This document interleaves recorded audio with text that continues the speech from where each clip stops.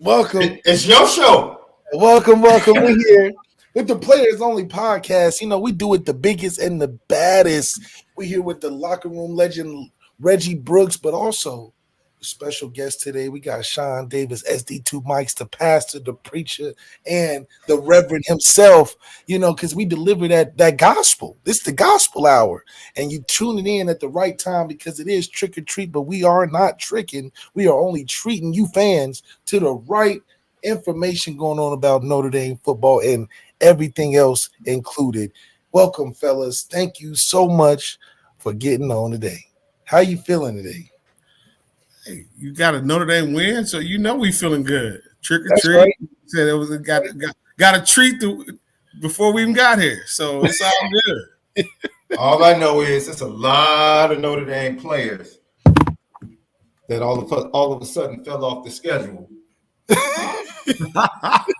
odd reasons. I'll leave it at that. We'll get to that later in the show, right? That's right. Look, you know, we understand that y'all got the couples out there got to dress up as Tweedledee and Tweedledum, thing one, thing two. You know, you got to get the photos in. This is the Instagram photo day. This is bigger than just getting some candy. You got to make sure you're looking the part. Red said he got it out of the way early. He said, "You good? Don't come to my door. Don't come to my door after 8. You shut it down. You shut it down. Go back to your house and eat your candy. But we done gave out all the candy. We good. That's right. You get too late, we have to put the no trespassing up there, man. You're gonna have to get the wrong intruders. Lights go off. You know, don't come up this way. That's right. Keep it pushing. Go on to the next house. Yeah, you only get one big bag, and then it's like, okay, I done went through the bag. Now, no, we got two. We do two. We get two with we throwing them out there, throwing like a handful. Just here, take it. Yeah, you gotta be careful because you know some of them kids come with the pillow sack. That's the trick right there. That's the real trick. They come with the pillow sack. Now you really messed up. I ain't seen one of those in a minute. That's right. You know all the way back, Billy. You got the pillow sack out there, just rolled up, just rolled up. You out there just stealing everybody. Can you return to the Grinch instead of the Halloween man? For sure. Well, fellas, you know we want to definitely dive into. Obviously, it's a great Thursday night football night. Shout out to Aaron Rodgers and C.J. Stroud holding it down on Thursday night football. You know, but we want to talk about the ND football and that classic win against an academy school, Navy, 51-7. Big dubs, a lot of good things going on. Teams play at an all-time high. Fellas, what did you think of the win? How do you think Notre Dame did in a matchup against Navy, a team that was hyped up very high?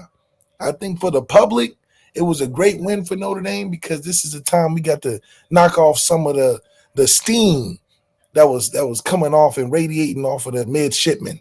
What did you guys think of the game? It was very un-Navy like how they performed. I mean, they moved the ball. Again, hats off defense. I've played defense against that, that style of offense, and people talk about, well, man, Navy's so small. They're not.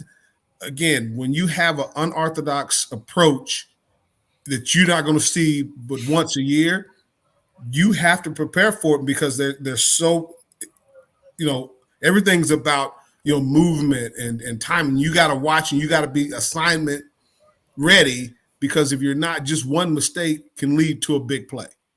And and they're going to be consistent with what they do. They're going to consistently come out and they're not going to quit. They're very disciplined, very focused, very driven. And the thing that really got me is that was the reason, like I said, Notre Dame had such a great success because I think, I was thinking we get, go up, 35, 14, somewhere like that. But the turnovers, Navy was very mistake prone, and a lot of that was themselves, which was very uncharacteristic. But I do like the fact that, again, you always start with, when you play Navy, stop the fullback. I know everybody focuses in on the quarterback, Horvath, and he's worthy to be focused on. But if you don't allow the fullback to get off, it really plays into being able to limit what they're able to do, through that offense. Well, you know me, Lef. I just thought it was a good warm-up. Yeah. Warm up. I told you when I saw that, we were 13-point favorites. I'm like, oh, this is gonna go bad for Navy. You had to X that. You had to X that 13X because he's crazy. Undefeated, explosive offense. I'm like, yeah, because why? What do we say every week? See, the key for us every week, Left, is we can't wait to hear what Al Golden says. Because Al Golden's going to make every offense sound like they're the greatest show on turf. I know Reg can relate to that with Lou Holtz. Lou Holtz used to do the same thing, didn't he, Reg? Oh, yeah. And see, when you hear that as a player, it gets you fired up. Like, yo, we're taking the field too, right? Like, I said, what they say behind closed doors is very different what they say out to the media. And again, it's you got to have the company line. And, and again, Navy was undefeated, and they played well. I mean, Horvath, their quarterback, and they were doing something that they haven't done in a while. I mean, throwing the football was not on, you just didn't expect it, and they were never any good at it. They had some plays, and they could do some things that could would really force you to be on your P's and Q's, because if you slip up and come up for the quarterback, one of them receivers over the top, and this boy could spin the ball a little bit. So it required this defense to be as disciplined as possible, and they were. There's a couple of I saw a couple of mental errors and mistakes because it's assignment specific what you need to do in order to stop a team like Navy, because a lot of times Navy's not going to stop itself. And we were the benefits of them having some real struggles holding on to the football. But think about it, you have to capitalize on those opportunities, and Notre Dame did that in a big way. Do you think that you saw a little bit of an intimidation factor? You talking about 6 unforced turnovers on the Navy side of the football and too early on. Do you think that Notre Dame is starting to give that effect to teams that, okay, this is a monumentous game. Notre Dame's not playing around defensively. And like Sean said the other day, the buttholes are getting tight. And being perfect is going to have to be at an all-time premium. And some teams that are built up that high, because Notre Dame is used to being in the spotlight. We used to playing evening games. We used to playing on the showcase in the big stages. But when a team is built up to that level as well, that's not used to it, you start to see them act a little funny. And I thought I saw it early on, fumbling the football from Horvath and not getting the pitch right and having these turnovers that are uncharacteristic. Is Notre Dame starting to add an intimidation factor to his game, especially defensively? Well, I wouldn't say intimidation, because I don't think Navy is intimidated. I think they were pressing, because, again, they came in with a lot more hype than what they usually get. Everyone's always saying, well, Notre Dame, and the fact that Notre Dame had that loss against Northern Illinois, everyone is questioning Notre Dame. Is like, are they for real?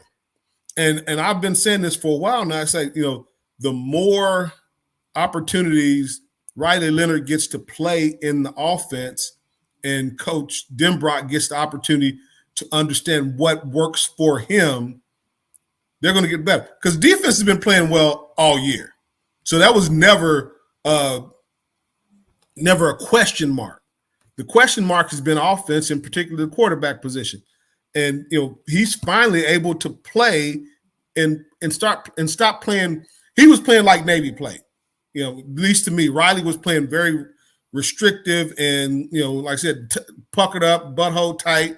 He wasn't playing with any confidence, and he wasn't playing free. And that's how this defense plays. Notre Dame's defense plays with an attitude and with a moxie, and they fly to the ball, but they play with confidence. And that's that secondary. And the fact you got these young guys stepping up, making some, stepping into some big shoes and not missing a beat. Come on now, that's what that's the key. And I won't say that Navy was intimidated, but I will say Notre Dame's defense lets you know what they're about, because when you have to play an offense which is completely different, schematically, that's not easy. And to be able to play fast in that defense against an offense like Navy's, because they can shift from that triple option to a more conventional offense like that. And you have to be able to respond. And that requires a confidence in the play calling. This requires a confidence in each other, and it requires a confidence in yourself. And those guys, on that defense, they play with a lot of confidence, and it just shows. And I think now the offense is starting to, find their rhythm, and it's starting to percolate a little bit. And I agree. And I really do think that, what is impressing me is the point total has increased every week after the bye. Yeah. Can we get to 60? I think that's sort of a stretch, but I think that's on Coach Freeman. I'm going to be honest with you. It's kind of, I get it, but I don't get it because again, we get up and then he gets reserved. He gets real conservative. Greg, I don't know. He wasn't conservative against Georgia Tech. He was not conservative against Georgia Tech. He had a fake punt, a fake field goal. Like he kept trying to get the ball back to the offense. They just didn't convert like they did against Navy. I'm talking about. That's what I'm saying. Offensively, again, defensively they kept playing. Special teams kept playing. I'm talking about offensively. It seemed like they weren't doing the same things they did early on to get those quick points. I even go back further when they, against Pitt, they get not Pitt, but what Georgia Tech the time before they get 21 Louisville. They scored 21 points in one quarter, and then they just kind of. You know what happened? That's your boys, the running backs, fumble. That's what happened. Okay. As soon as that fumble took place, they tightened what up. I'm saying is, what is that about? You got to continue to run your offense and not. You can't hold the reins. You got to play free and let them boys ball out. And let's be honest with you, like I said, my boy, I'm all about number 4. That's right. Number 4 is they have a great backfield, but I look at number 4. If anybody else puts their hand on the ball outside of Riley, I need to see 4 with the ball in his hand. Now, are you allowed to have a favorite as the running back OG? Are you allowed to have favorites? I got favorites in my kids. Are you supposed to say that publicly, Reg? They know. Okay. My baby girl. Yeah. So she's a fave. She's a fave. Yeah. Hey, keep it a bill. Like.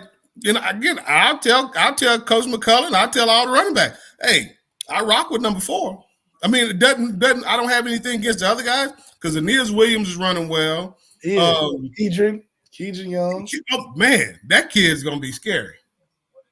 That's a big boy that can move, and to be a freshman, yeah. And I like Jadarian Price. I mean, they got a stable back there.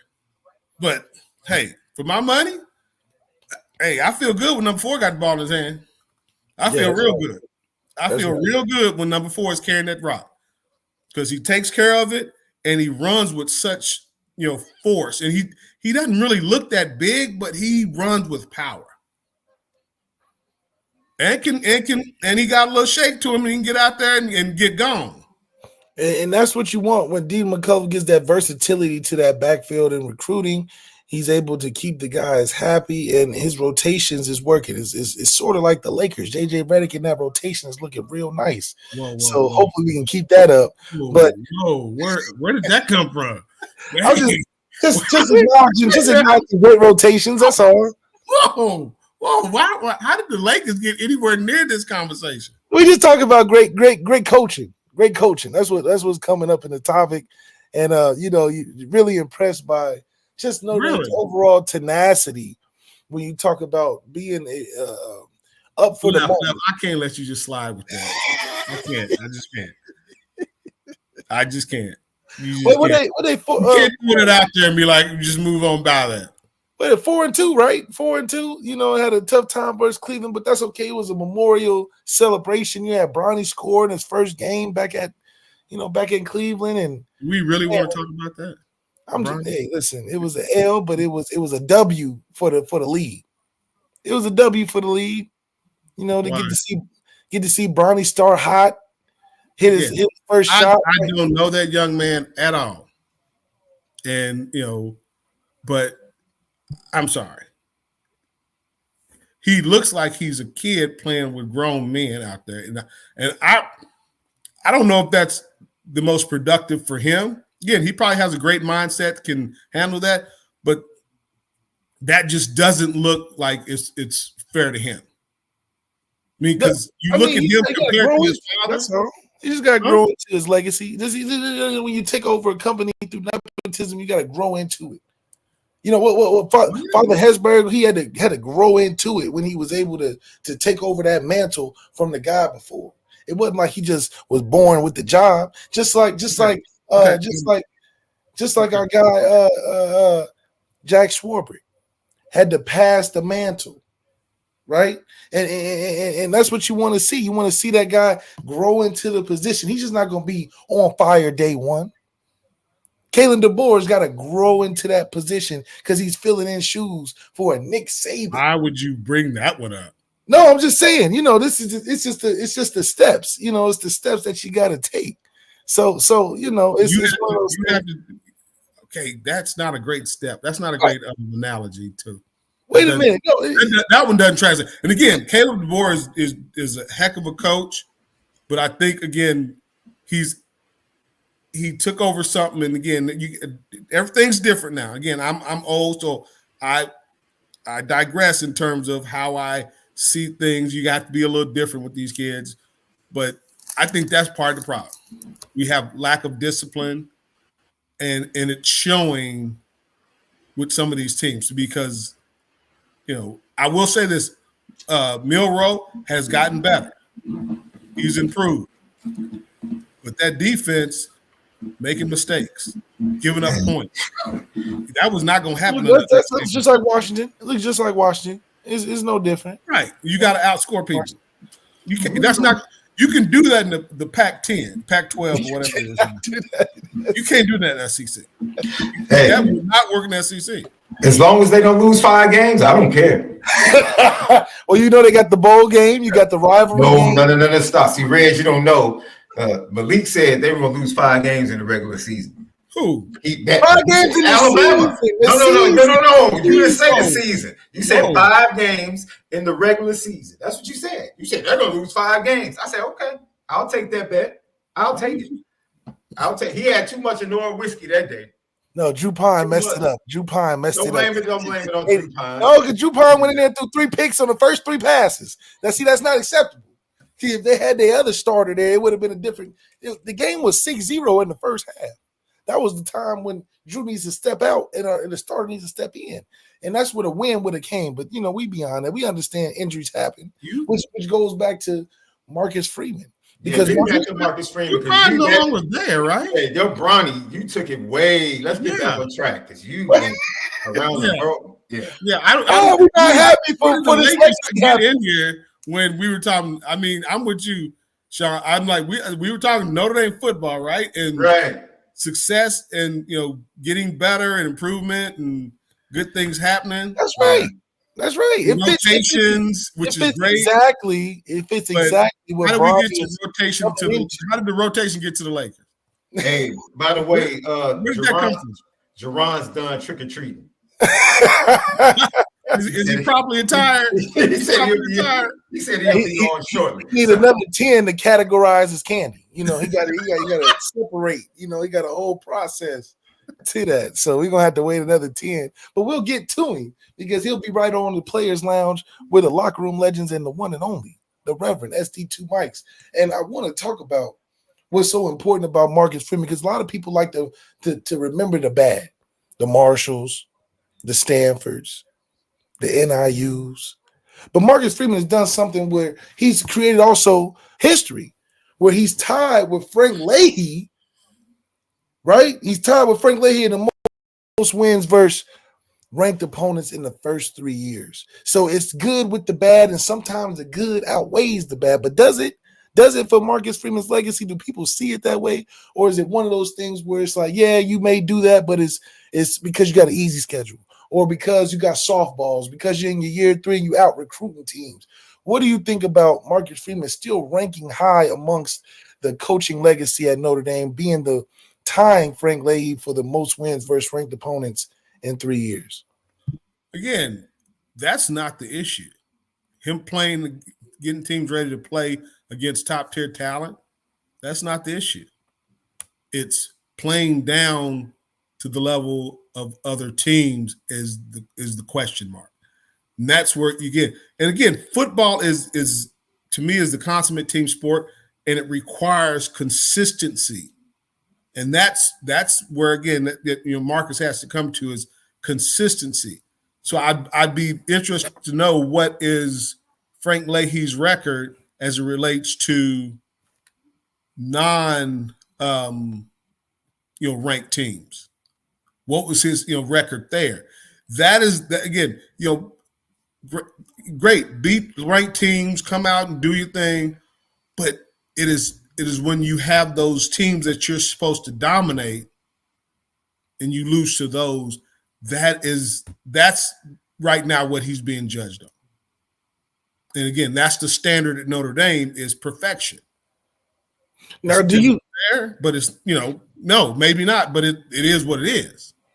Now, do you think that because of the new landscape of the college football playoffs, this sets Marcus Freeman in a different category where they're starting to count his playoff record as opposed to him being a guy that's winning against ranked opponents in the regular season? How much of this new era of the playoffs is going to weigh into Marcus Freeman's legacy? Because nobody's done it. Nobody knows what a playoff record looks like for Lou Holtz or looks like for Brian Kelly or looks like for even a Charlie Weiss who was at Notre Dame. What is that set as a precedent for Marcus Freeman having ranked opponent wins in a regular season and now almost heading into a playoff situation where those numbers are going to matter a lot, not only at Notre Dame, but they're going to travel through wherever he continues his career if he doesn't stay at Notre Dame. Teams in college football are going to start looking for those playoff coaches. It's one thing to just nominate a Dan Lanning, a Kalen DeBoer, some of these hot coaches out here, Dabo Sweeney, as great coaches. But now with this playoff record, how much is that going to affect the college football landscape in schools when they start saying, okay, this is all fun and well at Kansas State, but we need to get us a playoff coach into the building because he's 4-3 or 5-2 or whatever the case may be? How much is that going to weigh in moving forward?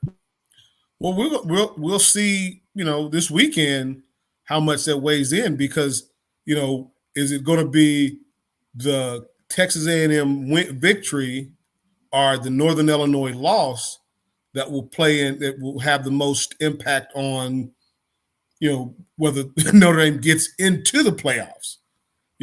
It's again, beating ranked teams, well and good. That's great. But they talk about those good wins and bad losses. That loss was damn near catastrophic for all intents and purposes. That's going to hang there, resonate.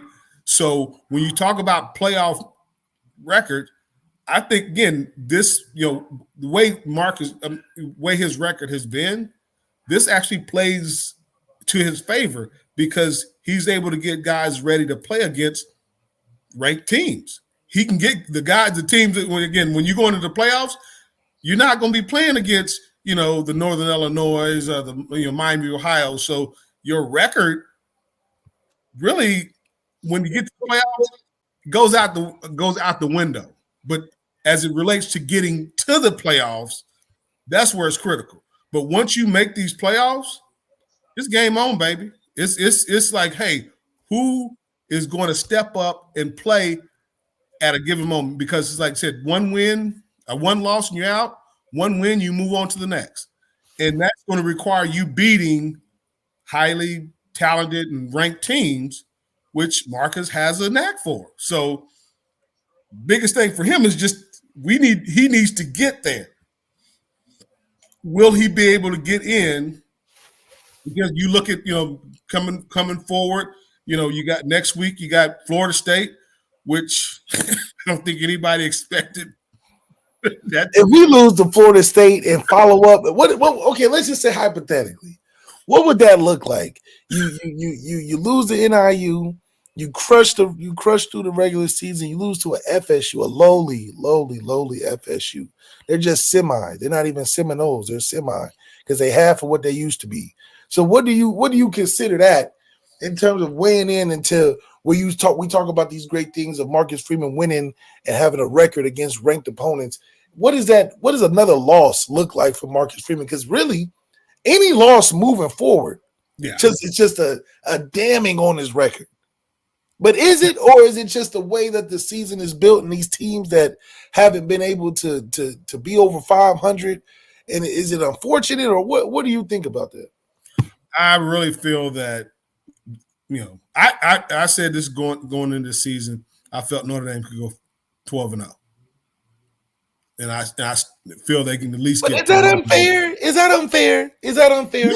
No. Based on the way the season set up, the teams that I was expecting to be the challenge, one or two were, but the majority of them were not, because I think we all expected Florida State to be in a much different position than they are now, as well as USC.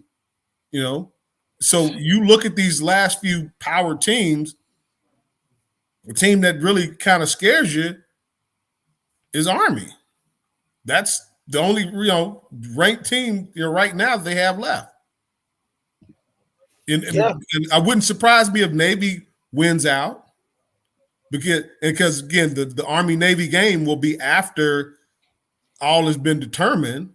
We've been known to set teams on bad trends out there. I mean, you look at NIU; they haven't won a game yet. It feels like. I haven't seen Thomas Hammock on any Good Morning America specials or 60 Minutes or PBS. Like he's definitely stayed out of the mainstream since having his 15 minutes of fame. And maybe that's just, the trend that Marcus Freeman sets after teams come through Notre Dame. You can't say that. You can't say that because you look at, we beat Louisville and they've struggled. We beat A&M. And they kicking butt right now.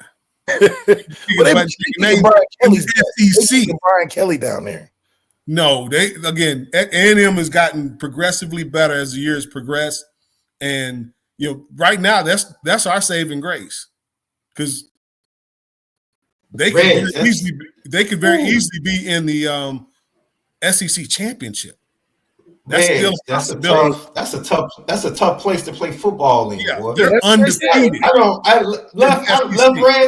understand how teams walk into College Station with 110,000 and walk out with a win. I don't understand. These SEC teams can't seem to walk into that stadium and come out with a win. But wait a minute.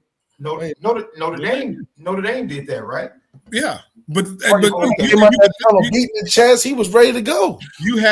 And that's the thing about it. It's like, to me, Marcus is learning on the job. This is not the greatest job to be in learning on, because it's not very forgiving.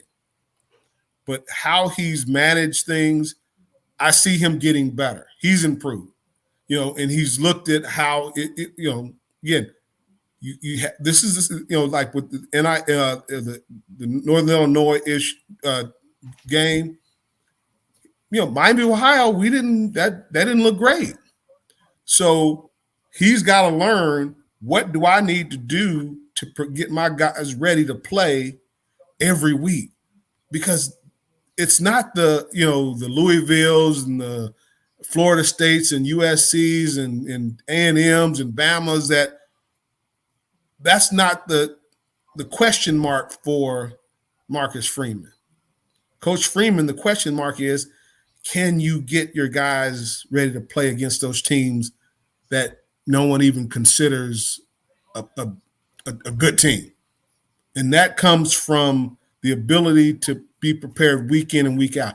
And that is not an easy thing to do when these teams are coming, especially when they come to Notre Dame. This is their bowl game. Because let's be honest, Northern Illinois, good chance they're not going to a bowl game. So their season is made by beating Notre Dame. Those teams that are looked on less or looked down upon, when they come to Notre Dame, when they play Notre Dame, you're going to get their best because that's their bowl game. Because you're Notre Dame. The brand is still strong. Now you got to step up and meet the requirements to keep that brand name high. Because again, you can go, go down to, Florida, Georgia, all through the SEC, and they know Notre Dame. Don't like them necessarily, but you damn well better believe they know them. You can go to the Northeast, the Syracuses, the Rutgers, UConns, and up Northeast. You go out in Washington. You can go anywhere in the country, and Notre Dame is known, is recognized, and to be honest with you, that's the reason we can have success we have and still be and not join the conference. And that is right now is pissing off a lot of folks when the committee meets. You better believe that's in play. So that's why Notre Dame has to be perfect to get that, that opportunity just to get it in the playoffs. And Marcus Freeman is bumping up his chest now. I'm sure he's probably feeling a lot more confident through these weeks, especially the way the team has played all three phases of the game. But you're seeing the confidence of coaches in college football being more boisterous. I mean, guys are up there at the podium talking that ish. Do you think that, you see a Mario Cristobal, you got your Elkos coming to the podium, well, you got to walk off with Cristobal, you got Elko having a backtrack. Why are you backtracking? You went after the game and was speaking highly of not having the politicians run the program, and you want a real football. I mean, that was some real deep stuff. Do you think Marcus Freeman needs to be more boisterous, needs to have some more mic drops added to his game? Because I think who needs that headache? Who needs that headache? Well, you see James. You think that James Franklin walking off before different reasons, but these college football coaches get more characteristics. Again, you're never going to be right, and I think I've said this about Coach Freeman. It's like early on, it's like you don't need to give such a detailed explanation about what you're doing. Coach speak is still valuable. You don't Saban ain't. He wasn't trying to answer and express himself. He's like, "This is what we got to do. This is what we're gonna do." And that's it. That's it. There was no bulletin board material by that man. Didn't happen. Lou Holtz was just to the point where he would be like, "Oh my gosh, I don't know if we're gonna survive this game." And we're playing Sisters of the Poor. And it's like, and again, but you never got bulletin board material. And again, I like Elko. I think he's a hell of a coach. And I'm glad Notre Dame played A&M when they did, because I said this at the beginning of the year, getting them where we did was a godsend, because you playing A&M now, Notre Dame will beat them worse. No. We'll beat them again. Notre Dame will beat them again and beat them worse. I tell you why, Reg, you could Reg, I have utmost respect for your opinion. I always lean on you when we talk. Utmost respect for your opinion. If Connor Wegman is the quarterback, I have no fear. None. No. But who's the quarterback now? Who's quarterbacking them now? What they said Connor Wegman's still the starter. They said Wegman's still the starter. Okay. They said Wegman's we got some guys. We got some guys in the linebacking core at Notre Dame that are starters. But how quickly does the Sneeds and the Osberries and the Bowens and the Kingstons, how quickly they get that game? That's fine. Do you agree? Wait. I would be interested to see how long Wegman. Connor Wegman. Yeah. If Connor Wegman's the starter, you feel comfortable, don't you? Tell the truth. Tell the truth. Yeah. If Marcel Reed is playing, we got to feel okay. But that's all I'm saying. That's all I'm saying. As of today, Connor Wegman's the starter. Fine, let's play him again on a neutral field as well. Oh, I'm just telling you. I'm just telling you that's not how that's going to go down. I'm be looking for how long Wegman is in the game. Yeah, I mean Elko had to. You can start whoever you want to start, but who plays the majority of the snaps is going to let you know something. Yeah. I think Elko learned a lot, after taking that loss and seeing Wegman just fizzle out the way he did. He said, "I'm no longer gonna live and die with a guy that I put at that position in the beginning." And I think he's learned from that, and it came to his advantage because you got Brian Kelly talking about we ain't prepared. He ain't prepared. He ain't prepared for the backup, the guy that just tore up Florida and tore up the other guys as he was going through the schedule. So it does have some elasticity to it on how effective it can be. Having a two-quarterback but to your system. point, Malik, he's saying, "Oh, he's a starter, so you're preparing for Wegman, and he's in there for a couple of series, and boom, here come the backup, ripping you a new one. What you gonna do about that?" That's true. That's true. So I mean, he can say what he wants, but it's like I think the guys on the field that's playing. They're going to have a little say about that. They're going to have something to say about that, especially if it doesn't start well. If things don't start well, I mean, let's be honest. We saw what happened at Notre Dame. Fans. I'd never heard that before in my life, but they were booing this young man, which was just beyond. Yeah, do the fans need to take some culpability in the fact that the fans were booing at one point and asking for all the backups and the water boys to get in. Do the fans need to come to the pulpit and ask for forgiveness? Really? I mean, I don't know. I mean, you got Riley Leonard now. He's talking about his faith again and how he's about to get back into New York for the Heisman potentially. And what is it too high of expectations Notre Dame fans have, or is it more of Notre Dame has progressed? Like you played that position. Hold on, wait a minute. We ain't never got booed like that though. No, but what I'm saying is you're talking about expectations. Is this new to you that they have their extremely lofty expectations for the Notre Dame quarterback? Oh, it's very lofty. Yeah, they're lofty. So I've never seen it get to this point. But at the same time, you have to. That's a part of it. If fans are fickle. Fans are fickle. Talk about it. I was saying again that I want to know what the guys on the team say, because that's what dictates. Who's your leader? If you got the guy that's, like I said, leading you, and he's doing the people in practice, the people that are on the field, that's who I want to hear from. I don't want to hear from him in the public, but you ask, let's say, hey, where you at? And, and I felt that, it was a lot of pressure put on Riley that to the degree was unfair. And, people have different reasons why he shouldn't have been captain. That's right. My thing was more so of that's added pressure on him to actually try to make stuff happen. And that is the last thing you need from your quarterback, is trying to make stuff happen.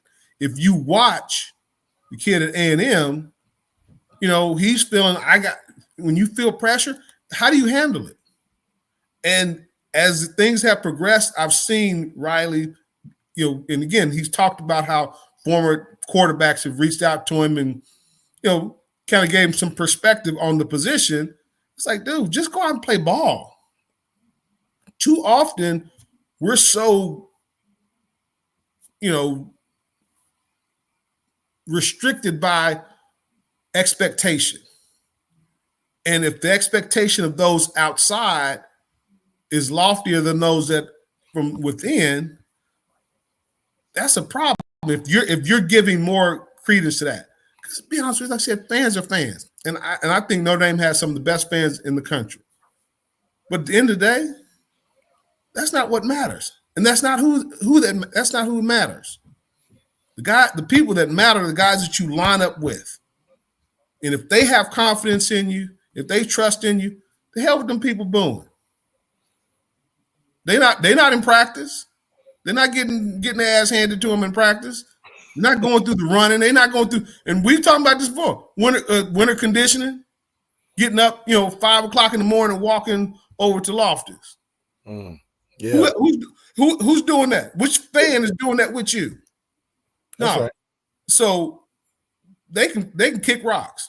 They are definitely result-based business, and I think they let you know it when it hasn't been to that point, and rightfully so. I think it is to be a high standard in that building, in that essence of touchdown Jesus that you really need to have that on your shoulders. And it's nothing slight to carry, but it's an honor to carry that, because we're not like Duke.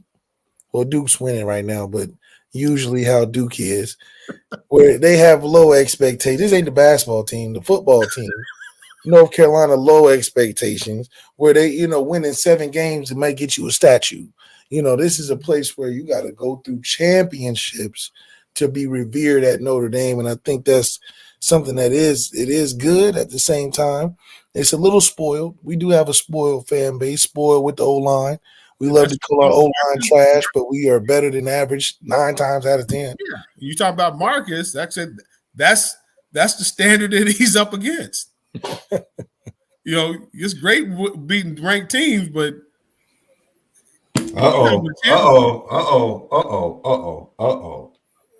that's what it's all said. The gingerbread man showed up. Okay. Can we see outfit, Jay? The gingerbread man showed up. Oh, yeah, chain. Okay. He got comfortable. Yeah. Wait a minute.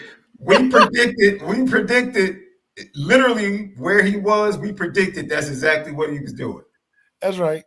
That's right. On the couch. We said he's a big kid. There's no way he's not out in the streets trick-or-treating right now. Yeah, he was pillowcase up. I had to take my niece and nephew, man. That's all. Where's your candy? Where's your candy haul? Where's your candy at? Candy. I know you was double fisted. Double. Where you candy? You in the bowl like this. You had. I took a small handful, and it's already. You had the pillowcase out.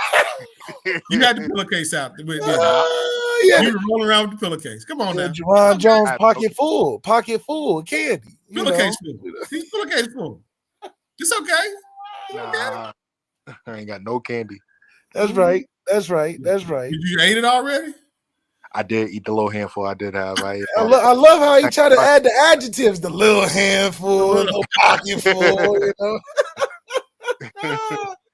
Well, we appreciate you making it, man, to the locker room legends, man. Jarron Jones, one of a kind, married man, on his way. Can't talk about that enough, man. We gotta set the trend out here for Notre Dame players that's taking that next step, graduating to that next level. And how you feeling, Jay? I mean, you big day, man. A lot of stuff going on for you. I feel great. Just it just really just makes me just think of just the one word that's just been on my mind since I got engaged, and that was just the word commit. Just even with athletes, all that. Just I feel like committing is something that's like kind of like a lost art of how important that is. That's right. How NILs are playing out right now. You got guys that, now because the season's not going the way they want it, they want a red shirt to play next year. Oh, yeah. You know what I'm saying? Stuff like that. So just getting commitment is huge, huh? Huge. Did you practice your speech? Did you rehearse your lines, or did you just hit it just raw? You was like, oh, I'm gonna just freestyle from the heart. I 100% winged it. Well, I had nothing planned, nothing written, and kind of just happened. Like that's natural, just natural. It felt natural. I knew I was going to have something to say when the time came, and whatever came out was going to be really reflective of how I felt. Did you hit her with a joke? I know you like the jokes. You hit it with a joke at first. You hit it with something smooth. She was boohoo crying, so I didn't laugh. Well, you do it right when she boohoo crying, man. And You know, the other thing I was crying about was watching this 2025 schedule. Notre Dame. They just released the other day what's wrong with we got some challenges. We got Miami for the first game. We're going back with Texas A&M. We got Arkansas on the schedule. Boise State on the schedule. Now, a lot of these teams are great now, but will they be great the next year? You got Pitt, an undefeated team. We got back on the schedule. Syracuse, Kyle McCord doing well. Boston College is even doing some things that are pretty impressive. But what do you think of the 2025 schedule? Do you think it's a little tougher than last year, or do you think it's another chance? No, I love it. Like, honestly, I love when Notre Dame plays a competitive schedule. It makes us battle tested and well ready to play in the playoff on a national stage. So, you know, those games will be dependent on, you know, what we are. It's going to reflect who we are as a team. As far as like, even like with just like the schedule, like so like even like this year, I decided to not go to a home game because honestly, in my opinion, I felt like the home schedule was kind of weak. No, for real. Like for me, for me, I live in Rochester, New York.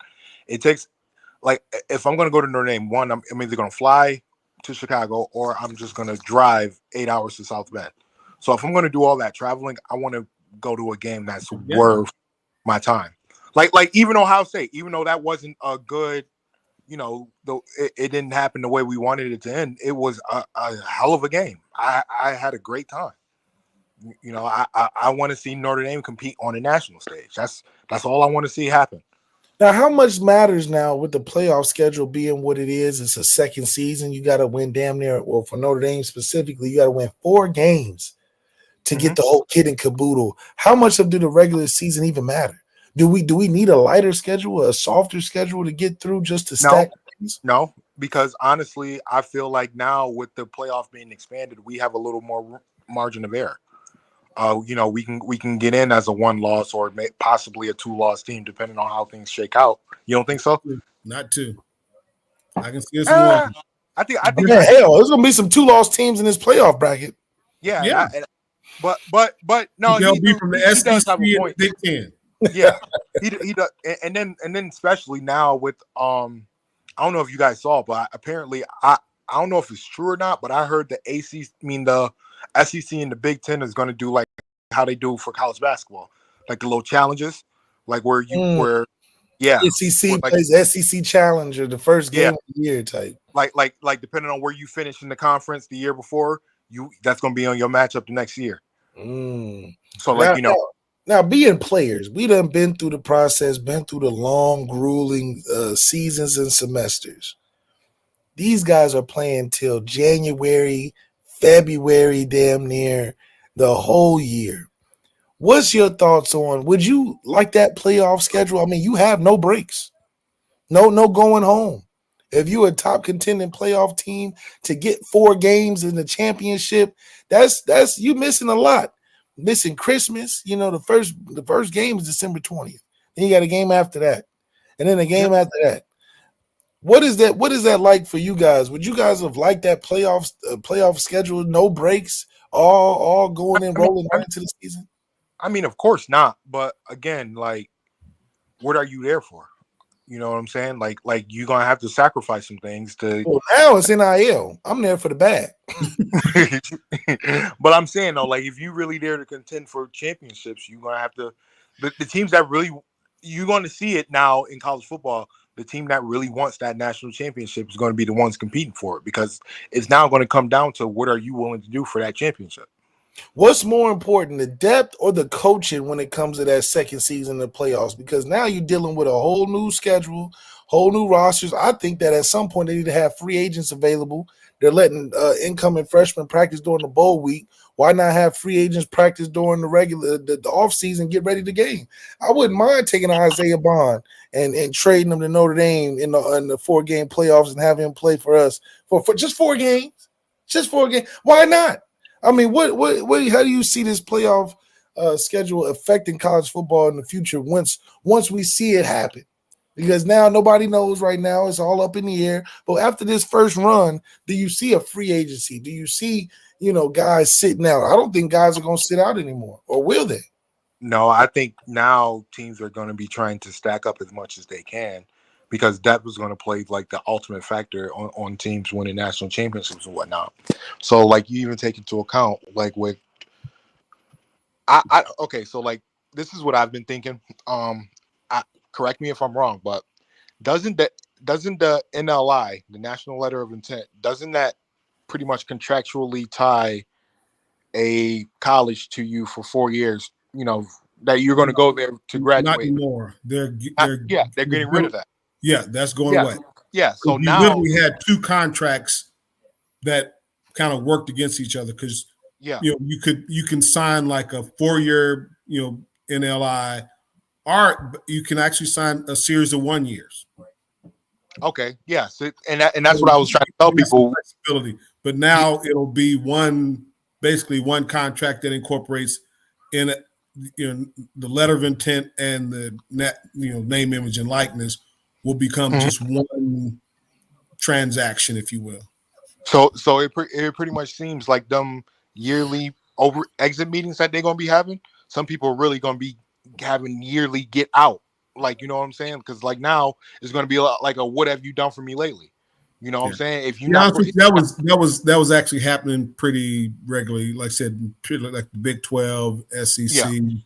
They because you couldn't, technically you were not allowed to, get rid of a kid, but you were getting rid of people. You would encourage. Now I think that's like to your point. I think that's going to be a little more overt as opposed to like anything like back ended. It's like, okay, this is what our agreement was.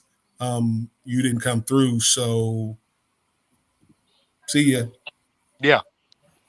Now is that a right? Like, would you agree with that trend, or do you feel like with college, it still needs? I don't like it because again, having been a sport administrator at the collegiate level, but not for a revenue generating sport. The impact that it's going to have on other sports is going to be devastating, because the money is going to be geared toward the revenue sports, and there's a very finite number of those. And so you got to remember, as a football player, you were generating revenue not just for football. All right, basketball wasn't generating money just for basketball. Those dollars were covering the scholarships and the travel and whatever else for the other sports. And hate to be a downer here and kind of over kind of be a drag on this, but the things that concern me most about where this college football or college athletics is going, and it's not even college athletics, it's college football that's driving these narratives, football and basketball, and it's all comes back to money. And again, the sport is no longer going to be the sport that it was. So I remember telling guys that exactly. I mean, I remember telling guys, like I said, when you guys were coming through Notre Dame, telling you, say, hey, everybody's so quick, I want to go to the league. No, you don't. Might want to hang around. Yeah. Because again, they're not going to, it's just going to move to a more professionalized approach where, well, you didn't get this done, so we got to move on to somebody else. Now, do you think that's happening often? Do you think that that's not to the extent that it will happen? Because again, you look at and this is where again, as a college athlete, yeah, it's a job. I mean, the time that you have to put in, and I've said this before. I said, even you guys, like I said, y'all had to put in more time than we did. And it's just becoming more and more of a grind. And the focus is more and more on, generating money. And I'm not against, I just think, again, there could have been something done to where you're not going to lose walk-ons. Yeah. The walk-ons are going to go away. Oh, they're good. Not for Notre Dame. Sure, that's more important. No, than it's- No, because every team you have unlimited scholarships. No, it's not unlimited scholarships. You got 105. God. But the other key to that is you have roster limits. So you got to remember, like I said, you can have 85 scholarships, but you were having rosters of 110, 112, 115 athletes. And those additional athletes were walk-ons. That goes away. Mm. So, and again, just think about how many guys, again, that were walk-ons when you came along and earned a scholarship. I mean, they worked their butts off, and the work and how the walk-ins, how much work the walk-ons put in, and they're doing it, on their own dime. So you're losing that. So a lot of what makes college football so great in my mind, little by little, we're losing those things. And then you tack on how it's going to impact other sports, because again, those dollars are going to stay with the sport that generated them to make sure they got the players so they can generate more money. And to your point, Jarron, who said you got the schedule is going to change because, again, the Big Ten just signed a billion-dollar contract, multi-billion-dollar contract. So the networks They want to see some production, and they want to see them competing against other high-level teams. Exactly. Case in point, the SEC Big Ten Challenge. And that's going to squeeze Notre Dame even more because you're going to have less opportunity to play outside of your conference. And, again, instead of playing, and that's another thing that's going to impact the FCS schools and the lower tiered, FBS schools. They're going to lose out on those paydays because, a lot of these smaller schools, FCS schools, they were playing, the Alabamas, the Auburns, the Mississippis, and these high-end schools, the Georgias, Michigans, Michigan State, Ohio State. There's money being exchanged. So to play for one of those schools to come up and play a home game in Michigan, you're talking 1.5 just for the team. That's to pay the team to come up and play. And that number is going to go up because, they're making more money. So when you look at it as it all, kind of, and again, I would be surprised if they actually asked the student athletes as opposed to,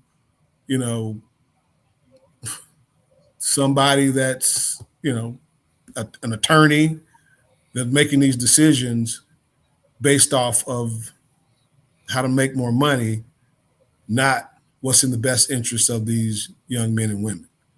Because these kids don't, you do a stipend system and say, hey, he's already got a stipend, above, room, board, and tuition. Well, hey, people are going to play the game anyway. So say, hey, we'll give you, before, all this went to crap, it's like, here's an additional $50K. Are they really throwing around numbers like that? I'm not in the game. I'm a spectator. Are these numbers really that big and that large for these kids, or is it more of like it's a payment program? Like we'll give you 125 here, and if you do this, you get another 10 bands. Well, is that schedule all in full, or how is that really played out? Again, it's going to depend on the contract because right now the NIL money. Okay, we can talk about Riley Leonard. How about that? Let's talk about Riley Leonard. He apparently, allegedly, and supposedly got 1.3, 1.4. Some say 2 million. How does that broken down for a Notre Dame guy specifically who has been very stingy on the money? It's not coming from Notre Dame. It's coming from the collectives. So these dollars, and again, now I believe the coaches have to okay it, but the money is not coming Marcus from Freeman okayed that. somebody did. Somebody did. And and it comes back to, you like I said, value. I mean, I think we've all heard about the one kid that, was a backup and went to Saban and was like, I need more money. Mm. And Saban's like, what? Your boy at Oklahoma State, I mean. Mm. He was the third string guy or something. Hey, I think I need to get this. You don't even start. Yeah, like does it trickle down to non-starters too, or how does it work? It really depends. Again, these kids come in. Like, does Notre Dame even like? I know we deal out a couple bucks, but do we deal out the dollars? Do we send the briefcases, or is it still pushing the good stewardship and Notre Dame is in there now. Don't see that's just we don't talk about it enough. Who is some money floating around? Well, Notre Dame is again, it's the system that they're playing in. They made it, which I don't. They have to play the game. Yeah, that's the game that's been laid out there. So but it's nice to again, and I've had the opportunity to speak to the new AD, Pete Bavacqua, and I just his perspective is spot on. Notre Dame is not. We're not going to go out there and like, hey, we did this, and this. No, we're going to do what's right. And again, within the parameters of the system, and and this is what you do. It's not like believe me, it's not something that they was because they were very adamant of not wanting to do it. That's what I said. We got it though. Yeah, and we're Jarron got it. You know what I'm saying? We're giving it out, but it's based on the expectations that people have, and and I don't have a problem with it. It's just because again, it can create tension on the team, and you got to find a way. Yeah, how does it? Do you think it does though? I mean, honestly, you Tennessee, you Nico Iamaleava, $8 million buckaroos sitting in your bank account. You're doing well, but guys in your class need lunch. Guys in your class need gas money. How do you think that trickles down to the rest of the team eventually? Now, obviously, it's a big thing now. It's really cool and it's novelty. But once it gets going, 2 or 3 years down the line, do you see it being that all players get paid a little bit of change? In terms of football and basketball? Well, football. We know them other sports don't make. Stop. Stop it. They may not make the most money. Pickleball's making some money. Listen, the pickleball's coming up. That might be a collegiate sport in the future. But let's hope not. Do you think that the money will matriculate to it just being a general pay for play? It's already started. I like to hope that at some point they'll regulate it. To where but regulate it. What incentive is it for the NCAA to regulate it? What is regulating the Raging Cajuns down in Louisiana to get paid the way they do? Did you see? And again, this was on, and I'm not a big social media person, but there was a deal about Texas and their NIL giving out Lamborghinis. Isaiah Bond and Quinn Ewers, actually. So that's actually happening. I thought that was just like a prop, a promotion type of deal. Yeah, like did it for the recruits.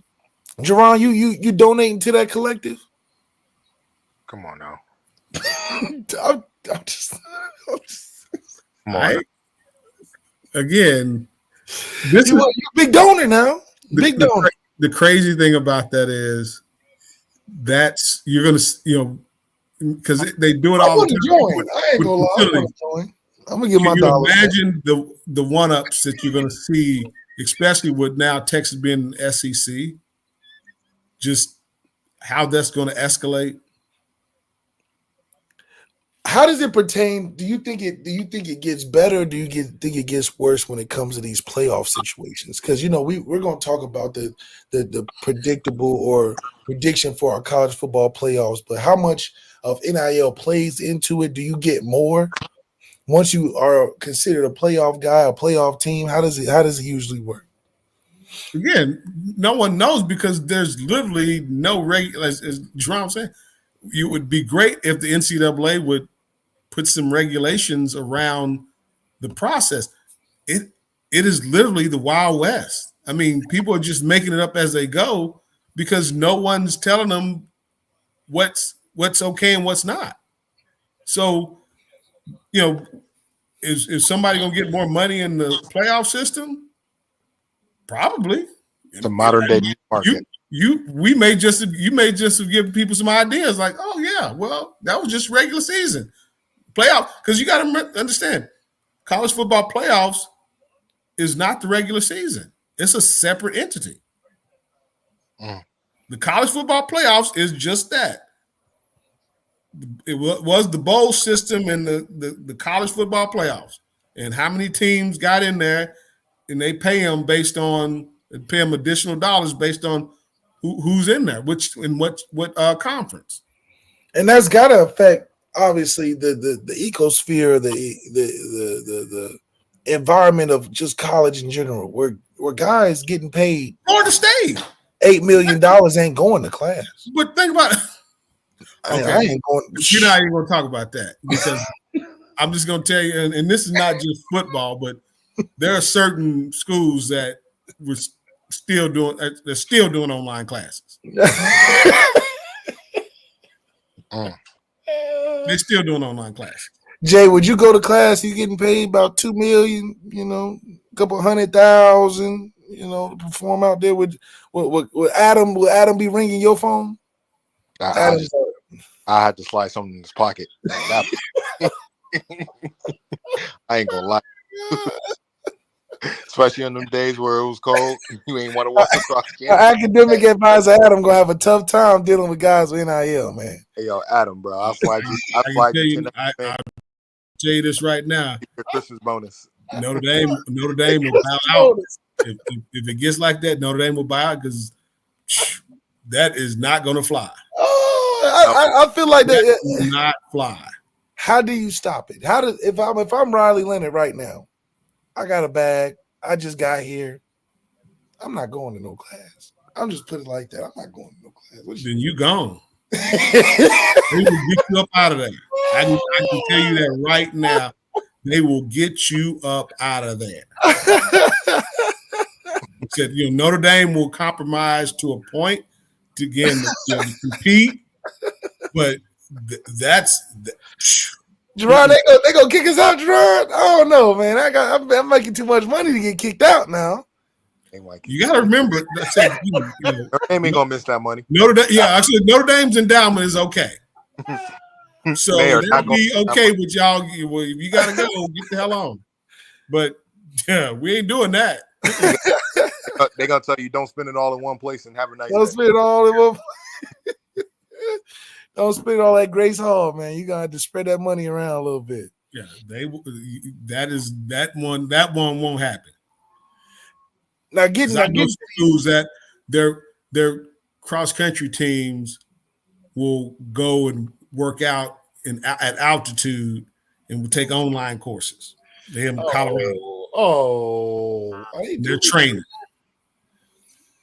Man, listen, we strong soldiers at Notre Dame. We find ways to academically excel in tough environments for sure, and explain it in tough environments. You're talking about you guys' predictions for the 12 college football playoff teams. Have you thought about it? Have you? Is it easy to think about? Are they clear and cut, or do you want to mix it up a little bit when it comes to these college football 12-team playoffs. Honestly, I wish they would. I think honestly, they need to start dropping like a rankings probably like 2 weeks before the season. Before this, because at this point, like even like when the show came on, like when do they normally drop like the first rankings, like the first week in November? Yeah, it'd be coming. Well, they dropped one. Well, I don't know if it's official or not, but they dropped. That was just based on the AP poll. Well, yeah, they've dropped a couple, but it should be like basketball. I mean, they should treat it like how basketball is. Have a nice. Yeah, a bracketology, like let it just be speculation until they just drop the official one. We call it what it's gonna be. Look at the top 20. Tell me how many non-power 4 teams are in there. Oh shit! It might be one that gets in just because they got 8 spots predicted for and SEC. Which conferences has the bulk of teams in them? Just look at the top 10. You got Oregon, Big 10, Georgia, SEC, Penn State, Big 10, Ohio State, Big 10, Miami, ACC, Texas, Big SEC, Tennessee, SEC, Notre Dame is a. We just naturally fall to 8. We naturally fall to 6 or 7 or 8. Like that's where we just nothing we can do. SEC. So I'm not, outside. I really think that, there's going to be a push to get at least 3 Big 10, 3 SEC schools in the mix. Do you see any surprises this year? Any teams that can sneak in? Because I feel like they're kind of categorized as in the top 8 are locked up. No, because it's going to be interesting to see what happens when this weekend Penn State plays Ohio State. Yeah. If Ohio State loses, they don't fall out. No, they won't because, but should they though? That's the question. You can't have a playoffs without Ohio State now. Yeah, you can. Yeah, you can. Not for $20 million that they spend on that roster. Well, you may not have a Ryan Day after that, but you can still have a playoff. So all I'm saying is, like I said, when there's certain ones that are going to be baked in. That's what I'm saying. The 8 are baked in. There's no matter what you're going to do, those are locked in. I'm trying to see how the ACC shakes out. Well, you got Miami, you got Pitt, and you got SMU. Are you putting in Pitt? Pitt's undefeated. Are you putting them in? If Pitt wins the ACC, you have to. Yeah. Or if they win it, okay, you deserve it. But are you putting them in if they all else? You trying to make college football playoffs great? Can you put them in? You ain't got a choice. I'm putting in Alabama. I'm putting in Bama. I'm putting in Texas A&M. I'm putting in Miami. Bama lost 3 games. No, it's good for college football. They only lost 2. It's good for college football. Because right now, how you gonna keep Bama out of that? That's my thing. How you gonna keep Bama out of that? They just lost Tennessee. See, the thing about it, the problem with Bama is it's the record, and they've lost 2 games already in the SEC. Yeah, in the SEC. Yeah. So right now, A&M is undefeated in the SEC. Everybody else has 1 or more losses. Even Georgia, yeah. So, and if you look at it, as it stands, A&M is, you got South Carolina, New Mexico State, Auburn, and Texas are their last 4 teams that they have. And Texas, so A&M can lose to Texas and can still go to the SEC championship. Correct. So it's a lot of stuff that can, and be honest with you, LSU is still in the mix. Yeah. LSU? 2 games. Yeah, they lost 2 games. But they're still in the mix. Brian's still in there? Coach Kelly is still in the mix because It's the SEC. That's right. That's right. Now with a team like Miami becoming that team again, and us scheduling the Catholics versus convicts, do you have any stories based on your time going through the Miami years, or the stories that you've heard that make the matchup so great and so historical? Well, I played Miami twice. That's right. Freshman year in You played '89. the convicts twice. Let's just put it out there. Well, That's what we call them. let's be honest. I got to be honest. I said that dynamic. It was said. Like I said, at the time, Miami may have had more Catholics on their teams than we did. I'm just being honest. Don't tell me they was cleaner of a program. Oh, well, no. I didn't say that. I did not say that. I said they had more practicing Catholics, if you will. I was going to say, yeah, Notre Dame. We had atheists at Notre Dame. What? Not on the football team, but like. Okay, I'm like, yeah, I can't speak to. I'm talking about from on the team. Oh, I'm just talking about on the team. Got bored. And I was in school with the guy that made up the shirt that developed that dynamic. And again, it was really about selling merchandise. Hey, marketing. Yeah, and he got in trouble, but he got in trouble. Ain't no way he got in trouble. Wait a minute. What did he get in trouble for? Licensing infringement. Oh, Notre Dame don't play that. Oh, hell no. Do not use the Notre Dame brand. You don't be like, hey, I need 15%. Yeah, 15%. What you doing? I mean, you're a student too, so we'll take everything. For real. Yeah. Hey, don't talk about Notre Dame like that. That's my school. That's my alma mater, man. Hey, think of Motown Records in the 50s. No, but it was, and Coach Oates always talks about this guy. He's like, he basically, hamstrung us from the start of the game, because you got to understand, we had a lot of guys from Miami or from Florida on the team, on Notre Dame's team. So they knew a lot of the guys that were at Miami, and they played with them in high school. So, there was always some jawing, and Coach we had just had so they had the brawl in the tunnel, which was stupid for that. What it had, because that's when they start on TV. They actually held them in the tunnel together.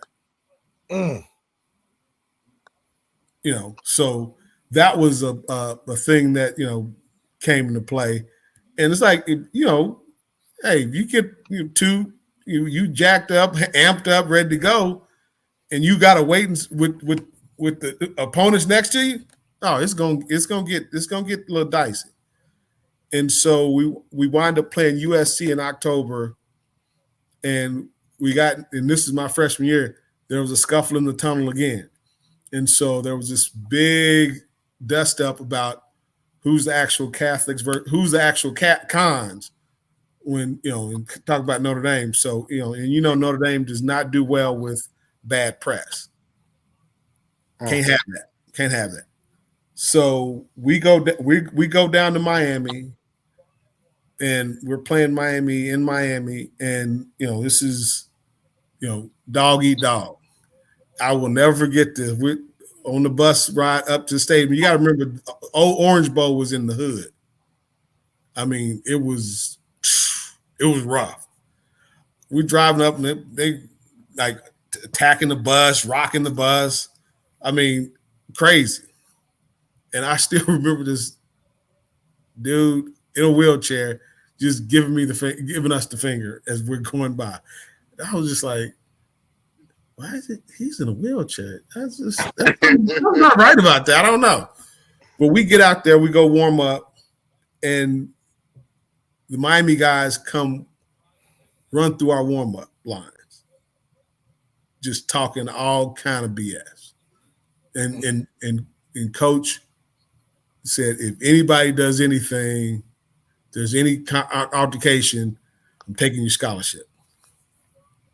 And so we try to play cool, and like literally we go for the coin toss. Their whole team comes all the way to the hash, walks all the way to the hash. And coach looks at, don't do nothing.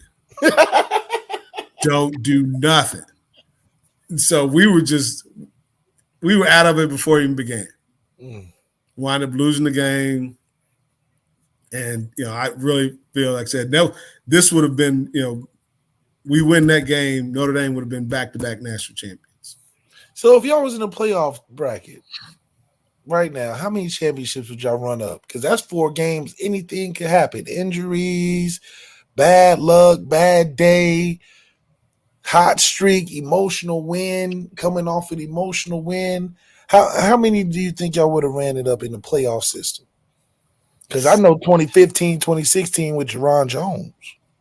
I look at my freshman year, and we definitely made it in '89, and I have no doubt if we don't have to, kind of chicken out or whatever, we beat Miami, and then we go on to beat Colorado in the bowl game, and beat them handily, because again, if you beat anybody over 7 points, that's a especially at that level, you don't beat they behind. And then sophomore year, that's when that was a rough year because we wind up losing to Colorado in the bowl game that year, but we also lost. Deion done got you again, dog. No, not Prime. Prime hadn't gotten there yet, but this Colorado was. It was still formidable, Cordell Stewart. They had some thugs rolling around up there too. That's right. I would say 89, 90, 89 and 92 for sure, and those two, I think we'd have won the playoff system because again, we like my senior year, we beat the brakes off of A&M in the bowl game, 28-3 with a couple of turnovers. We turned the ball. You got games after that. That's what's so crazy. It's like you have a big bowl game win versus a good team, and you got a game after that. Which like is that's how we played. They got us playing Boise, and then going into Oregon, and then going into another potential Georgia or Texas. That's a crazy schedule to get to the playoff, to get to championship. I'm just telling you, if the playoffs, like I said, for us, that would play in the what we did, because again, I lost one bowl game in 4 years. We were always playing a January 1 bowl. And they said we lost to we beat Colorado once, lost to them, and then we beat Florida and A&M. So I say that we would have at least 2 championships in a playoff system. You deep in the. Oh yeah, we gonna have. This is the one thing that never happened. You might beat us, but no one ever physically dominated us. Yeah, physicality and depth gonna matter. Sure. We had got, like you talk about the running back position. Like I was down the road. I jumped over to the defense side of the ball just to get on the field. That's right. And you can just look at it. I said, just from a front to back, we got what? Bryant Young, Hall of Famer, Chris Zorich on the D-line, Hall of Famer, All-Americans out the wazoo, Michael Stonebreaker, Hall of Fame, college football Hall of Famer, Aaron Taylor, college football Hall of Famer, Jerome Bettis. Like our backfield was ridiculous. We had a hell of a receiving core too that we ran the ball more. If we would have thrown the ball more, we averaged 30 close to 35 yards, 35 points a game my senior year, And if we would have thrown the ball and used the system that Skip Holtz wanted us to run, we'd have ran up 40, 45 points a game. Easy. Easy. Easy. Okay. Easy. I'm not even exaggerating. It was we were just that dominant my senior year. We wind up, and again, we wind up beating the team that beat us, which was Stanford. Yeah. We had no business losing Stanford. No business. And, so you look at it, I just say, and, I look at, we talk about the teams that we played. We were used to playing, just going through our schedule, we would play 3 and 4 ranked teams every year. So beating ranked opponents, and I think one time, like I said, senior, it was like back-to-back, we played 3 ranked teams back-to-back. So, that was not, so you talk about like the playoff system, that played into what we were good at in terms of playing high-level teams. And I say, just looking at, Marcus's record, they play better against ranked teams. Yeah.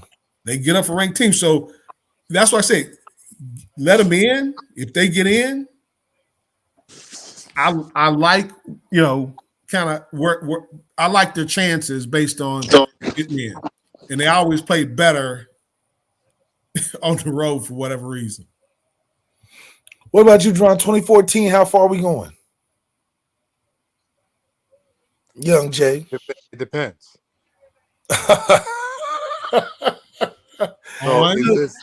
the South, Jarron. 2014, how far are we going? 2014, man. It depends on if this is before the injury bug and before the scandal. Yeah, we had the scandal. That's right. The scandal impact is self-inflicted. Yeah. I mean, I've never seen a university take on so much responsibility. We need to be like Penn State and start tucking stuff under the rug. But we're gonna get over that. We gonna move past that, and we're gonna focus on another great edition of the Players Only podcast. We're gonna get out of here. I know you guys have a lot of candy to sort through, a lot of costumes to still delineate between. There's some Halloween things going on. I see the clock.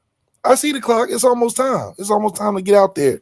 But we want to appreciate you fellas, man. The locker room legends, Reggie Brooks, and none other than the Megatron, Jarron Jones, coming to the stage once again on another Lucky Lefty podcast, Players Only. We appreciate you fellas.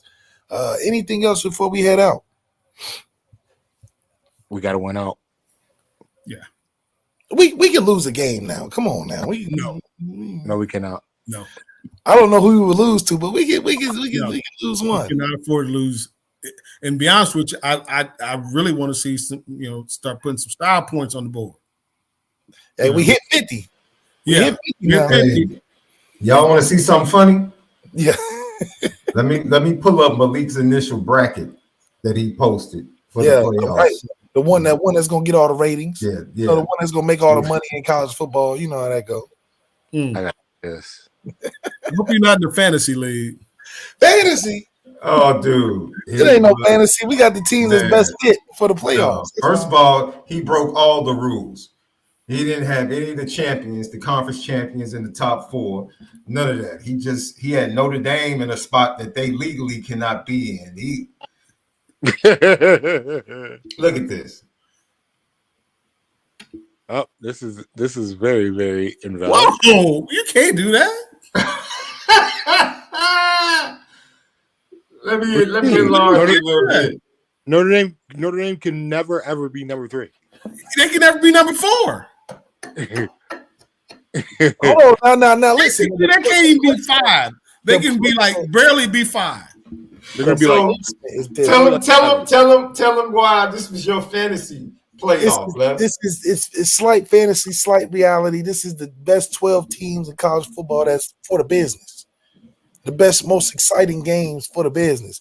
This is what matters when it comes to what it takes to make the most money in college football, and your Miami Colorado matchup is well deserved. You got 3 SEC teams. Alabama matchup is well deserving.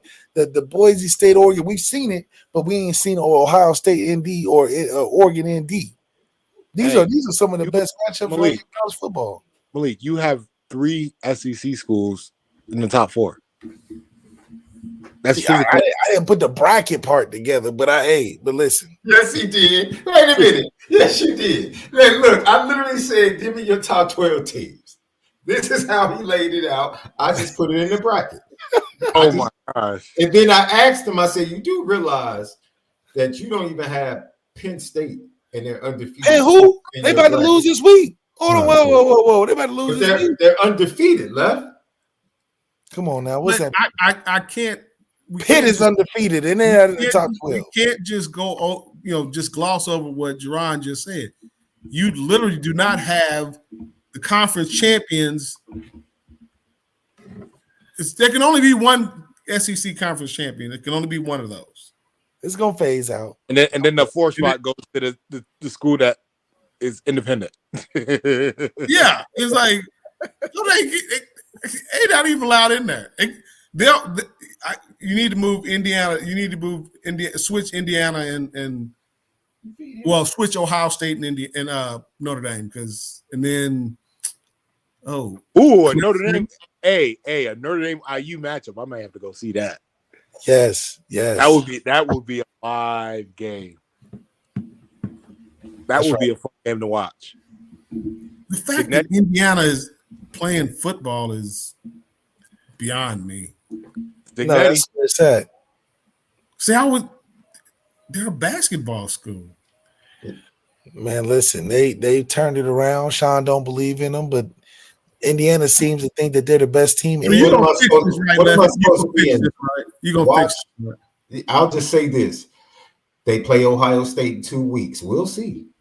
We'll see. We will see. We will see. Yeah, we will see. All of this hype right now, we'll see. And what are you saying if IU loses to Ohio State by No, it's not. It won't be by a touchdown. And you say that. It's all or nothing. It's all or nothing. But I'll put it like this. I have more faith in Illinois right now than I do Indiana. I've seen Illinois on the road against Penn State, taking it to the 4th quarter. Bad matchup against Oregon. Just too much speed. Illinois got blown out by Michigan. No, Illinois beat Michigan. Illinois just got blown out. Illinois got blown out by somebody last week. Oregon. Oh. Yeah. Oregon. Yes. They got blown out by the number 1 team in the nation. Yeah. Oh. Illinois beat Michigan? Yeah. Wow. Yeah. Michigan is not the same now. I know. They don't have Sean to your point from Chicago. That's what happened to Florida State. They lost a ton of people. They lost a ton of folks. And this is where again it's going to be interesting when who gets in, because looking at the season, or looking at the brackets again, I could see the ACC being kind of get the championship in, and maybe nobody else, or either the Big 12. One of them is only going to get one in. Let me go ahead and correct your bracket live here on air, dude. This is wow. I was like, yeah, he's buck wild with it. Yeah, these are the best matchups now. We would put Indy where Oregon is. We would put Texas A&M where Ohio State is. Clemson, Alabama is a good matchup, and then Miami, Colorado. Come on now. Let me show you a more sensible bracket. Okay. I'll show you a more sensible bracket. I don't know what Left had going on. what he was thinking. He was just mad that Notre Dame couldn't make it into the top 5. That's what it was. And he just they have no option at all. At all. No recourse to get in the top 5 at all. None. He was like, this is my playoff. They're going top 4. I'm like, okay. That's basically what he said. Now, this is more sensible based upon, like I said, right now, that's sensible. I will say they would figure out a way not to have Notre Dame and Penn and Texas A&M play again. I can see that. We said we would flip. Who do we say left? We said we would flip Clemson and Texas A&M. No, I think we said we had Clemson play Notre Dame and Ohio State play Texas A&M. Yep. That's right. And then wouldn't that be also another double with Indiana and Penn State? Could a Big Ten matchup be first round? Possibly. I would not want to see I would love who y'all saying switch with A&M and Ohio State. No, yeah. I don't want that. No. A&M and Clemson. Yeah. Now I would go with that because Clemson is not going to be if we play them, they do not want to see South Bend. Anything cold. I don't think any of them want to see anything cold. Well, Penn State, Indiana, and Ohio State, they'd be fine. So if we're gonna get a home game, I want it to be a Southern team. In the deeper the South, the better.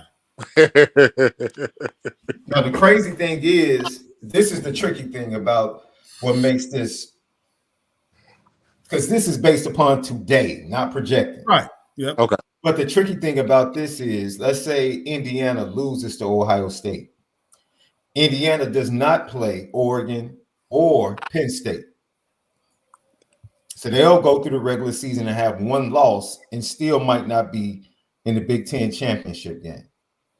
Then you'll have Penn State, who plays Ohio State coming up. They could lose to Ohio State and only have one loss in the regular season, and it's still Oregon and Ohio State in the Big Ten championship game. That's the craziness that could play out. Like you got 4 Big Ten teams with one loss at the end of the year. Yeah, they're gonna have to play more conference games. Well, and that's the thing about it. You also, because you have them, they're all. You remember they used to have the divisions. When that went by the wayside, that really didn't help things. Because that's, I mean, you could get that in ACC too. Yeah. Because right now you got Clemson, Miami, Pitt, and SMU all in the mix, and you know. But see, Miami doesn't play anybody.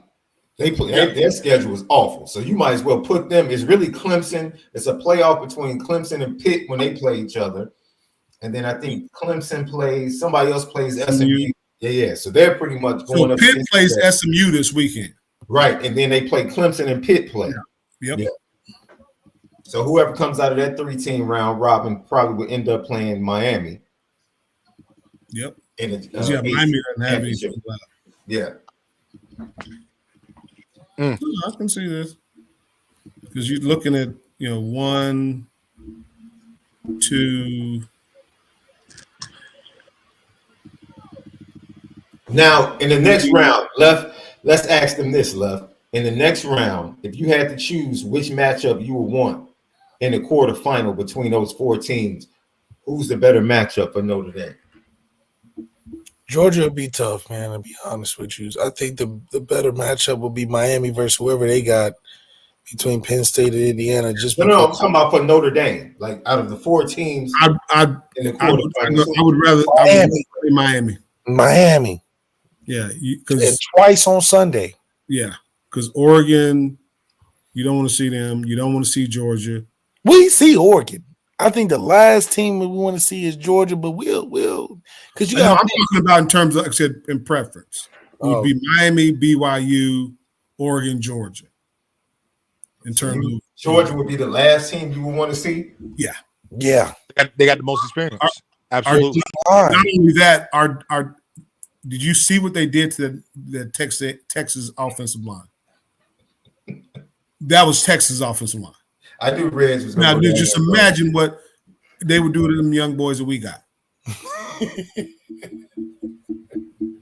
Yeah. We got scheme. Riley Leonard would not finish the game. Because Riley Leonard want to run around, but that ain't got nothing to do with us holding up. We can hold up against Georgia. It'll be our toughest challenge all year. It'll be the biggest question. It would be a fourth quarter game. I think Notre Dame would have a chance. What is Carson Beck doing versus us? He's been throwing up a lot of BLTs and sub sandwiches. Yep. All year. Oh, turkey, roast beef. Did y'all watch the Texas-Georgia game?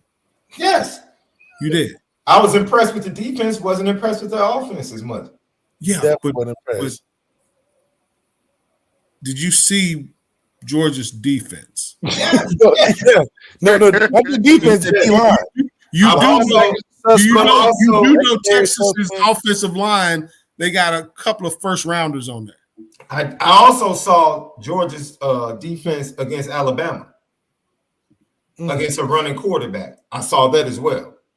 Not two drop back quarterbacks that Texas have. I actually saw them against a running back that's involved in the run game. Little Manny kid can move. Tables and chairs and it's hard to run when somebody's destroying your center and guards. Now they would just You can't step say center in the lane. Don't say center and guards. They destroyed everybody on that offensive line. Everybody. What I'm saying is, got it too. To run, you need the center and guard to be able to get movement. When your center and guards are being destroyed, that's pressure up the middle. And Malik, you know this better than anybody. The last thing you want is somebody taking someone 300 pounds and dropping them in your lap. Nobody want to see Jarron in that middle, man.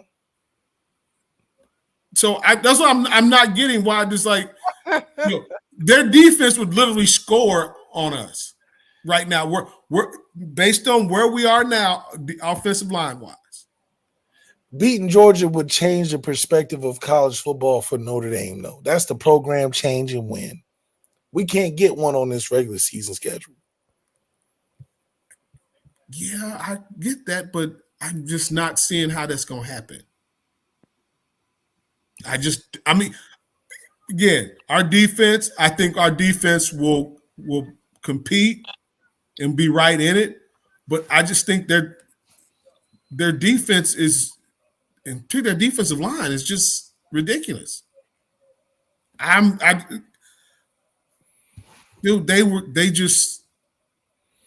Their defensive line is something of a different nature we haven't gone against, and that's guys that don't care.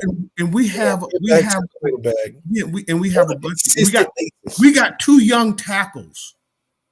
Now these ain't no average young tackles though. These are guys that you have to have a certain level of skill to even get to Notre Dame. I'm not saying that they don't have the opportunity to be better and increase in skill and develop. They're not. Georgia's defensive line is not going to just I'll take it easy on you. No, they're not taking. They would be licking their chops again. And I think Anthony Knapp will become. But we can run the ball. Tackle. We can run the ball better than Texas. We got Jeremiah Love that can run that rock, get Georgia D-line something else to think about, as opposed to you not afraid of nothing Texas running the ball with. That's a passing team. That's 7-on-7.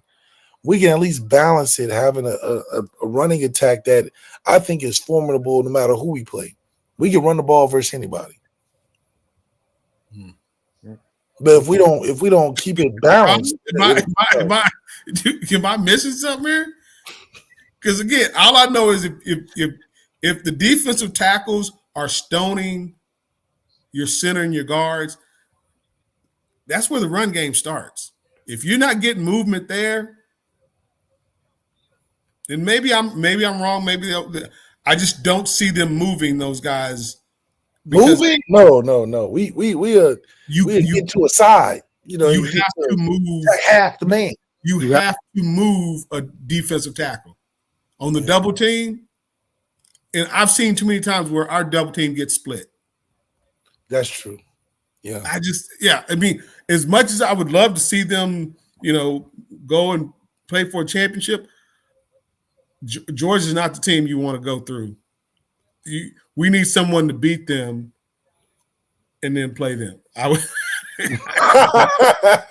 We need to get some bracketology going. We need somebody that will beat them. Then we can beat that team. Because I don't blame you. But at the end of the day, Notre Dame is making that bracket consistently. And I think under Marcus Freeman, we don't have to worry about getting to the second season because he's been able to be equipped with the recruiting depth to get us through a season. We can lose 3 starting impactful linemen and still be able to be 7-1 or whatever the case may be, still be able to be a threat. And I think that is going to go a long way for Marcus Freeman's statement as a head coach, being able to recruit the depth, because depth is what's going to win, in my opinion, in the playoffs. Because hell, think about the Georgia-Texas game. Those guys also got hurt. So what is that going to look like if they got to play us 2 games down the road in the playoffs?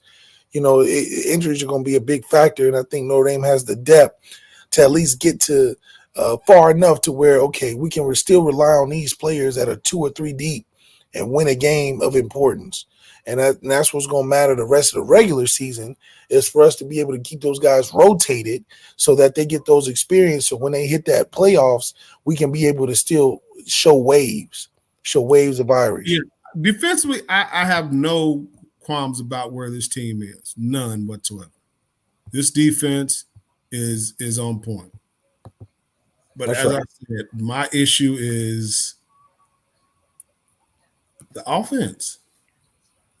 When we want to play, we look great. We score 50 points. Yeah. Well, what's name gave? Yes, we scored 60. What's name gave up a lot of them points. That's all right. I can see. I don't think we're as dynamic as some other teams. Like I said, I can see us, getting through first round, and I can see us beating Miami handily. But Georgia, that's a different animal. That's right. Well, we appreciate it once again, fellas. Man, I know you guys got to get to the holiday festivities, but once again, it's a pleasure to have the locker room legends, man. We talk about legends so loftily, but these guys are truly some of the most memorable players that come through Notre Dame, with Reggie Brooks and Jarron Jones, the one and only. So we appreciate you guys coming through, man, and drop them gems. We ain't just dropping rocks, we dropping jewels. And that's something that is going to go a far way, for the Notre Dame fan base, and it's something special. And we really appreciate you guys for joining, man. Anything else? Shout out to the Ravens. You already know. Lamar Jack, L Jack doing his thing. Really? I'm a fair weather fan. You saw what happened last week, right? Listen, hey, it's hard to beat belief. And believe land is a tough place right now under Jameis Winston. So it don't matter, because they're not gonna win the division and not get to the playoffs. But L Jack just has to focus on beating the Chiefs when it matters. That's the only 2 teams competitive in the AFC.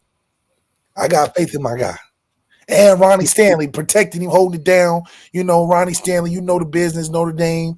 Hey, Jarron can tell you all about it, how he was getting locked up by Ronnie every day. It comes down to number 22. And that guy, give that brother the ball. That's right. And just get out the way, hand it off, and then we'll let all the other stuff work itself out. But he needs to get the ball on a consistent basis and running downhill. That's right. I agree. That's a big man. Okay, I'm gonna tell you, I actually have, I thought Baltimore was gonna win last year. Okay. Yeah. Hell yeah. But it upset me when I saw Lamar trying to be something that he. Do too much. You try to do too much. And then, but it comes back to, again, discipline. The Chiefs were a much more disciplined team, and can, Baltimore be disciplined this year and play within themselves and not try to – they don't need to beat the Chiefs. They just need to be themselves and play their game. And Kyle Hamilton got to stop dropping picks. What are we talking about? Yeah, what are you doing, Kyle? We don't teach you that. That was rough. I was shocked. I was literally shocked. What was crazy was, my son was like, "Oh yeah, this is about the time he throws a pick." Oh man, James Winston, the son said he's going to, and literally a couple of plays after he said that, he literally threw the ball right to Kyle, and I'm thinking, this is one of the most sure-handed safeties in the league. I'm thinking that's a pick six. Yeah. So I was just like, that did not just happen.